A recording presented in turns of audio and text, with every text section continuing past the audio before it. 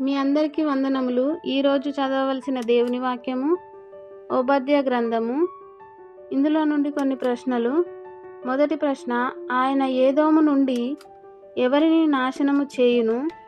రెండవ ప్రశ్న, నిన్ను చూడగా నీవు ఎలా ఉన్నావని ఆయన అనెను. మూడవ ప్రశ్న, చోరులే గాని రాత్రి కన్నము వేయువారే గాని వారి మీదికి వచ్చిన ఎడల ఎంత దోచుకొందురు? నాలుగవ ప్రశ్న, ఎక్కడ నుండి వచ్చిన సమాచారము వారికి వినబడెను? ఐదవ ప్రశ్న, ఏశావు యొక్క కొండకు తీర్పు తీర్చుటకై ఎక్కడ రక్షకులు పుట్టుదురు? ఆరవ ప్రశ్న, దేవుడు ఏమి ఇచ్చి ఉన్నాడు? ఏడవ ప్రశ్న, దేవుని దినము ఎవరందరి మీదికి వచ్చుచున్నది? ఈ సమాధానాలు తెలిసిన వారు కామెంట్ బాక్స్లో తెలియజేయగలరు. షేర్ చేయండి, సబ్స్క్రైబ్ చేయండి, లైక్ చేయండి.